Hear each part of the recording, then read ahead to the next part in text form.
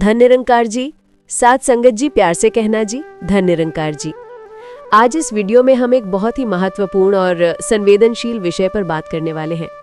मेरे पास अक्सर बहुत सारे कमेंट्स और मैसेज आते हैं जिनमें आप जैसे कई गुरसिख भाई बहन अपनी एक मजबूरी बताते हैं।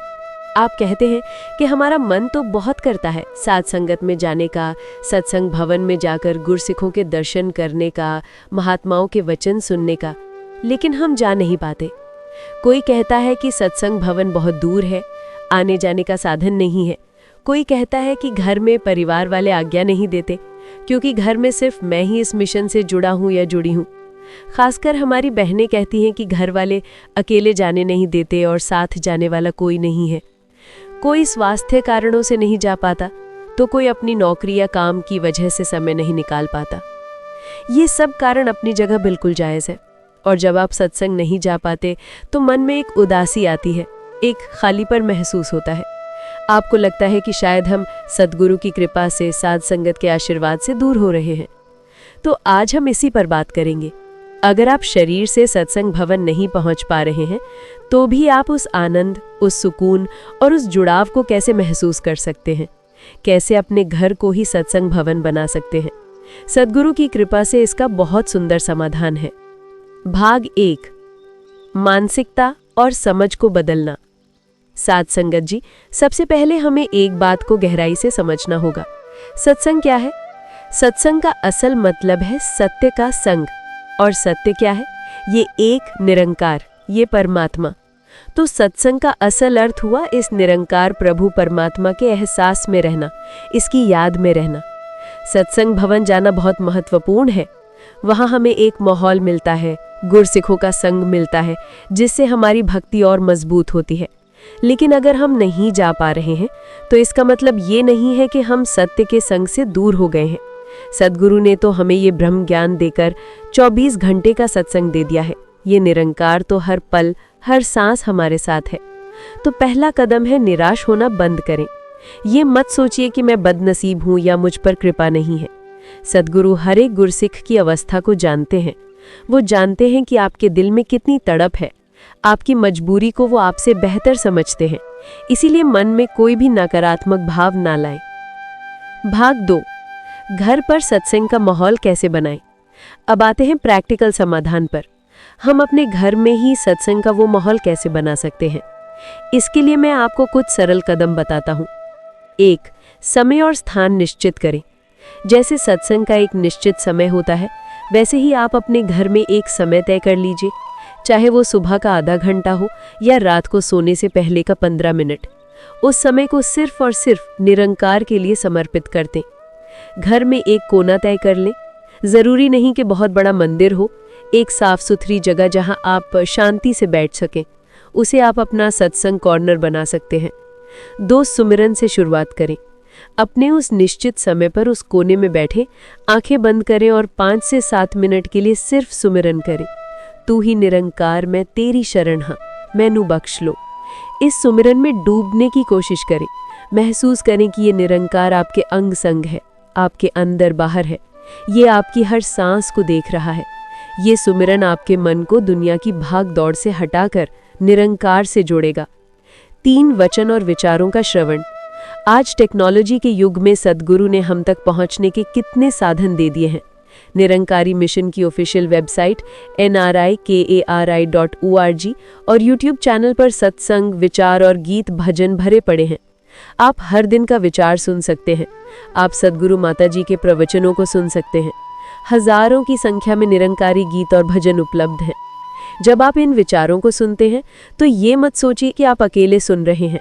ये महसूस करें कि सद्गुरु सीधे आपसे बात कर रहे हैं, आपकी समस्या का समाधान दे रहे हैं। ये वचन वही काम करेंगे जो सत्संग भवन में करते हैं। 4, स्वाध्याय यानी पढ़ना। अगर आपको पढ़ना पसंद है तो ये एक बेहतरीन तरीका है। संपूर्ण हरदेव बाणी, संपूर्ण अवतार बाणी हमारे लिए अनमोल खजाना है। आप रोजाना कुछ पन्ने पढ़ें, एक एक शब्द को समझने की कोशिश करें। आप पाएंगे कि आपके मन में जो भी सवाल चल रहे हैं उनका जवाब आपको इन पवित्र ग्रंथों में मिल रहा है। ये भी सत्य का संग ही है। 5, सेवा का भाव। आप सोचेंगे कि घर बैठे सेवा कैसे करें। सेवा सिर्फ तन से नहीं होती, मन और धन से भी होती है। सबसे पहले मन की सेवा। सबके लिए अच्छा सोचे। परिवार में जो सदस्य आपको सत्संग जाने से रोक रहे हैं, उनके लिए भी मन में कड़वाहट ना लाएं। उनके लिए भी निरंकार से अरदास करें कि हे प्रभु, इन्हें भी सुमति दो। आपका शांत और प्रेम भरा व्यवहार ही सबसे बड़ी सेवा है। जब वो आपके व्यवहार में बदलाव देखेंगे तो उनका हृदय भी एक दिन जरूर बदलेगा। 2. धन की सेवा। यदि आप समर्थ हैं तो मिशन द्वारा चलाए जा रहे मानव कल्याण के कार्यों में अपना छोटा सा योगदान दे सकते हैं। तो साथ संगत जी, आज हमने समझा कि निराश होने की बिल्कुल जरूरत नहीं है। आप सुमिरन, वचन श्रवण, स्वाध्याय और सेवा के भाव से अपने घर को ही आनंद का स्रोत बना सकते हैं। याद रखिए, सद्गुरु शरीर को नहीं, आपकी भावना को देखते हैं। आपकी तड़प, आपका प्रेम उन तक सीधा पहुंचता है। ये तो हुई व्यक्तिगत साधना की बात, लेकिन जो लोग कहते हैं कि मेरे परिवार वाले नहीं मानते, मैं अकेला हूं, उनके लिए क्या समाधान है? अपने परिवार का दिल कैसे जीते, इस विषय पर हम विस्तार से बात करेंगे। ये एक ऐसी स्थिति है जहां मन में बहुत संघर्ष चलता है। एक तरफ सद्गुरु का प्रेम है, सत्संग की लगन है, और दूसरी तरफ परिवार का मान सम्मान और उनकी खुशी। इस स्थिति में हमें सद्गुरु की शिक्षाओं से ही मार्गदर्शन लेना होगा। निरंकारी मिशन हमें परिवार तोड़ना नहीं, बल्कि परिवार को जोड़ना सिखाता है। तो चलिए कुछ ऐसे व्यवहारिक कदमों पर बात करते हैं जिनसे आप इस स्थिति को संभाल सकते हैं। सबसे पहली और जरूरी बात, टकराव से बचें। अगर आपके माता पिता, पति या कोई भी परिवार का सदस्य आपको मना कर रहा है तो उनसे बहस ना करें, जिद ना करें। अगर आप लड़ झगड़ कर सत्संग जाएंगे तो आपके मन में शांति नहीं रहेगी और आप वहां बैठकर भी घर की चिंता ही करते रहेंगे। इससे सत्संग का उद्देश्य ही पूरा नहीं होगा। याद करें, सद्गुरु हमें क्या सिखाते हैं? झुकना, सहन करना, समर्पण करना। आपका पहला सत्संग आपका अपना घर है। आपकी पहली परीक्षा आपके अपने परिवार के सदस्य हैं।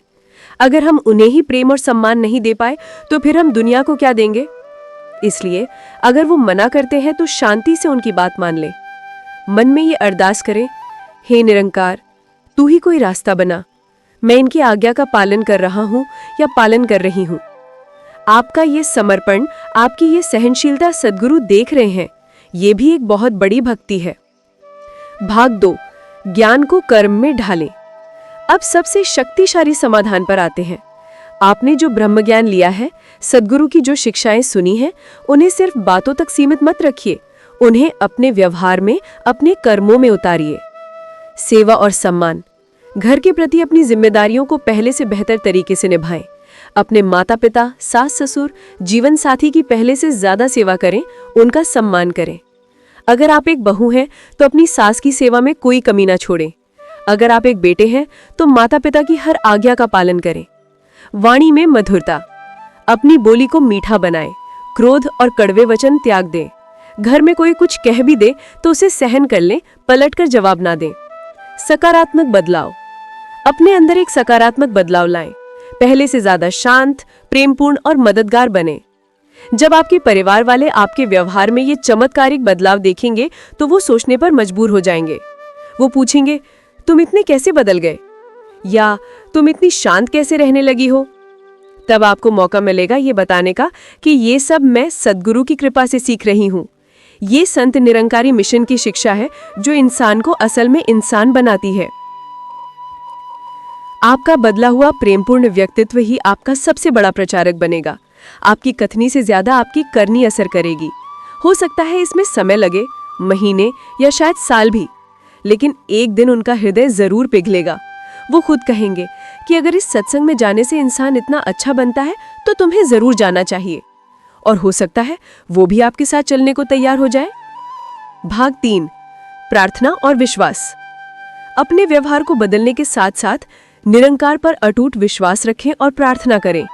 रोज सुमिरन के बाद सद्गुरु और निरंकार से प्रार्थना करें, हे सद्गुरु, आपने मुझे ज्ञान दिया है, अब मेरे परिवार को भी ये समझ प्रदान करो। मेरे मन में उनके लिए कोई मैल ना आए और उनके मन में आपके लिए प्रेम जागे। आप ही कोई ऐसी युक्ति बनाओ कि मैं सात्संगत भी कर सकूं और मेरा परिवार भी खुश रहे। आपकी सच्ची अरदास में बहुत शक्ति होती है। सद्गुरु कोई ना कोई रास्ता जरूर निकालेंगे। तो सात्संगत जी, सार सिर्फ इतना है, 1, परिवार से टकराव ना करें, उनकी आज्ञा का पालन करें। 2.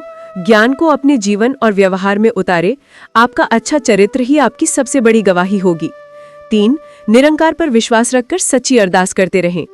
अगर आप इन कदमों पर चलेंगे तो आप न सिर्फ अपने लिए सत्संग का मार्ग खोलेंगे, बल्कि हो सकता है आप अपने पूरे परिवार के उद्धार का कारण भी बन जाएं। निराश मत होइए, आप अकेले नहीं हैं। सद्गुरु की कृपा और आशीर्वाद हर पल आपके साथ है। बस धीरज और प्रेम के साथ अपना कर्म करते जाइए। उम्मीद है इस वीडियो से आपको अपनी समस्या का समाधान मिला होगा। अगर आपके और भी कोई सवाल है तो कमेंट्स में जरूर पूछिएगा। प्यार से कहना जी, धन निरंकार जी।